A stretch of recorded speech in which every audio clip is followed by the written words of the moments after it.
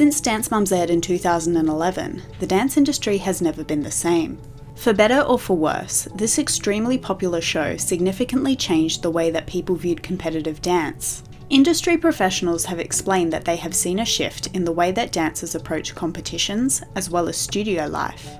So let's look into the kind of legacy that Dance Mums left behind in the world of competitive dance. Welcome back to my series, Dance Mums Uncovered. Dance competitions were an important part of Dance Mums, with the show attending one per episode. It was inevitable that the operation of these dance competitions would be significantly affected by the presence of a television show. One of the competitions who outright refused to allow Dance Mums to film at their events was Dance Masters of America. Abby recalls that Brian Stinson was trying to convince the owners to let them film Chloe and some of Abby's other students, but they were immediately shut down. Their objections to the show didn't end there though, with the organisation also choosing to ban both Abby and Cathy from their organisation. Dance Masters of America released a statement, insisting that they were publicly distancing themselves from Abby. Their president stated, "To date, Dance Masters of America has not taken a public stand on the Dance Mums reality show. We had hoped that the show would just fade away. As many of you know, the Lifetime video crew appeared at our Orlando National Convention and were immediately turned away and refused any filming of our convention workshops or competitions. Parents and students attending the convention were immediately notified and were discouraged from any participation with this program. DMA feels this is a total misrepresentation of our dance educators and their students and is detrimental to the dance profession." While Abby is still no longer part of their organisation, Cathy was able to retake her test and join it again after 11 years.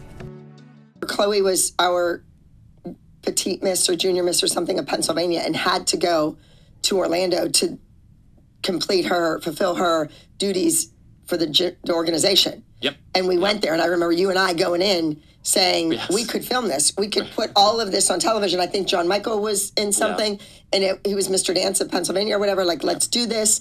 And they were like, no. I have to say that my chapter was very upset that all went down, and their hands were tied on a national level to get rid of me.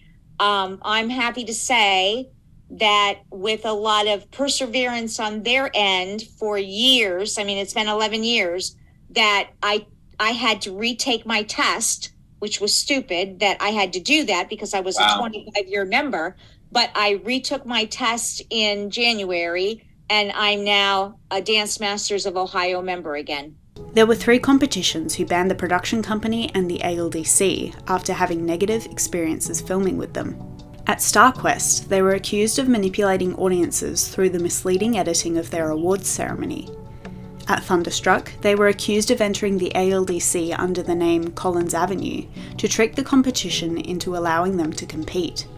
Even Energy Dance Competition banned them temporarily early in the show's run due to bad publicity. The owner of Energy Dance Competition explained in 2012 that many studios and competitions had begun to boycott events that were being filmed for Dance Mums. Since dance competitions are a private industry with no regulating body, there aren't any clear statistics on how their popularity has grown since the show's release. Brian Stinson claims that several competitions featured on the show doubled their registration numbers after they were seen on Dance Mums. And we know that in 2012, dance competitions generated an estimated $488 million in revenue. The mums also noticed that a growing number of dancers were interested in competing against their girls, with or without the cameras present. Melissa recalls that even when the ALDC wasn't filming Dance Mums, the studio was often given their own private dressing rooms, because otherwise kids from other studios would take pictures of them while they were changing or getting ready to compete. We've heard from the dance competitions that have been super loyal to us over, those 8 seasons, their competition registration doubled. If they just went to a normal dance competition that wasn't filmed, a lot of competitions were really nice and gave our girls, our whole studio, their own dressing room because we shared with a bunch of studios.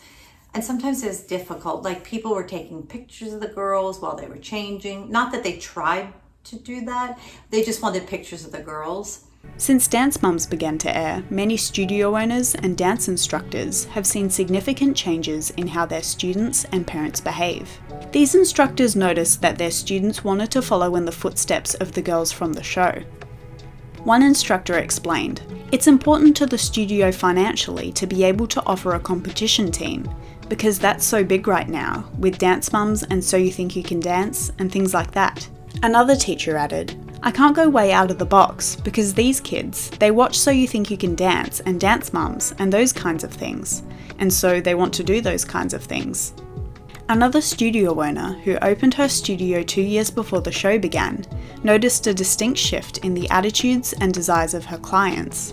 She claimed, "This show encouraged people to push for more provocative costumes and more inappropriate routines, and created a craving for unnecessary drama between students, staff, and parents."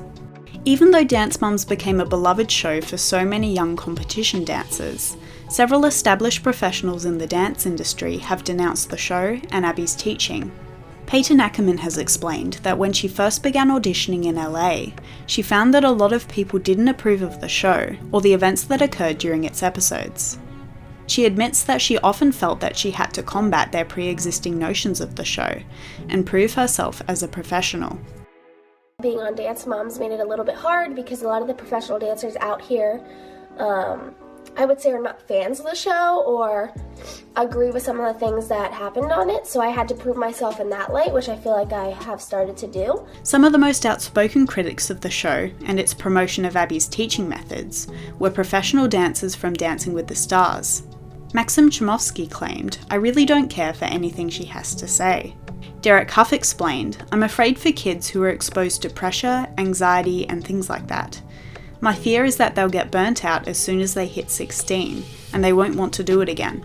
He also tweeted back in 2012, "I'm sorry, but this Dance Mum show is straight up abusive. I believe in discipline and a strong work ethic, but there is nothing productive about screaming and making little girls cry over being on the wrong foot." And Shana Burgess said, "The way she treats her children, the way she teaches them, she's not moulding anybody into a star.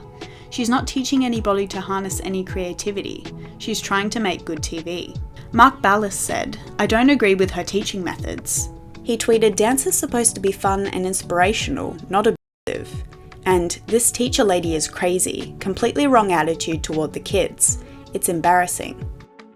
You want these kids to love this sport. I just feel like they're going to get burnt out by the time they're 16, 17. They won't want to pursue this as a profession. The Television Academy didn't seem to appreciate the show or its choreography either. Executive producer Brian says that production tried to enter the show and specific routines from the show to the Emmys every year, but they never received a nomination. Like, were you nominating them for choreography Emmys? Or just specific routines? Yeah. Okay. The routines for choreography. That's crazy. I've been told to no. me. Yeah, we entered every season. I've been told no. That's good to know. I would just even, a little. You don't remember me asking you about it on occasion? Like, what do you think? What numbers should we submit? We submitted for the shows too, and they just never never got a nomination. Well, we were very controversial. Dance Mums undeniably contributed to the growing public awareness of the dance world. Its most viewed episode was the Season 3 premiere, with over 2.8 million people tuning in to watch it live on television. The show is regarded to be the reason why Lifetime had an 8% boost in revenue from 2011 to 2012, earning over $322 million. It also launched Lifetime as a cable network, from being ranked 17th to rating within the top 10. The phenomenon of Dance Mums led viewers not only to view the show, but to actively engage with it as well. In particular, fans took to social media platforms such as Twitter, which were quickly rising in popularity. In 2012, the girls and the mums had a combined total of 1.5 million Twitter followers. To put this statistic into perspective, this was at a time when Lady Gaga was the most followed person on the platform, with just under 30 million followers. But even back in 2011, the first season of Dance Mums had resonated with people across the country. Christi Lukasiak explains that on the day that Season 1 Episode 12 aired, #YayChloe was the second most trending hashtag on Twitter in the US, celebrating the fact that Chloe won the lead in the Lux music video. Yay Chloe is trending. It was like number 2 in the US. And they were like, this is a big deal. And I'm like, what the fuck is Yay Chloe? And they're like, no, it's because Chloe got the music video. And I was like, seriously? Dance Moms also had significant consequences for the cast as they navigated the dance world. For instance, Christi recalls that she was at a Dance Masters event shortly after the show's promotion began to air, and a mother confronted her, calling her disgusting. There was a mom there, a dance mom from another studio that was part of Dance Masters. Her daughter was junior Miss Dance of whatever state. And she came up to me and she was like, you should be ashamed of yourself. And she's like, she didn't know who I was. And she's like, I saw these promos. You're disgusting the way that you're portraying dance. When the cast of the show came to Australia in 2015, there was a petition signed by over 680 people attempting to ban Abby from entering the country. According to Peter Oxford, who was the child ambassador for the Australian dance industry at the time, he received many complaints from teachers and parents who were concerned about Abby. Some of these teachers have even claimed that Abby is a cult-like figure who is a bad influence on young dancers. Abby herself has claimed that she was told by a business mogul that the Dance Moms kids moved the economy thanks to the show's popularity. She says that this isn't the case for her though, because she is considered to be a controversial figure, and so she doesn't receive many brand deals, even today. The kids, moved the economy?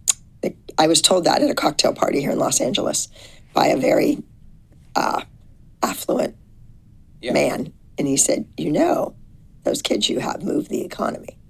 And I thought it was a strange way to say something. But what he meant is everything they wear, every kid has to wear. Everything they have, every kid has to have. That's why I don't have 50,000 brand deals, because I'm not doing laundry and putting lotion on and this and that. I'm controversial. So what do you guys think? Have you witnessed the impact of Dance Moms on the dance industry firsthand? Let me know in the comments below. Thanks for watching, and I'll see you next time. Bye.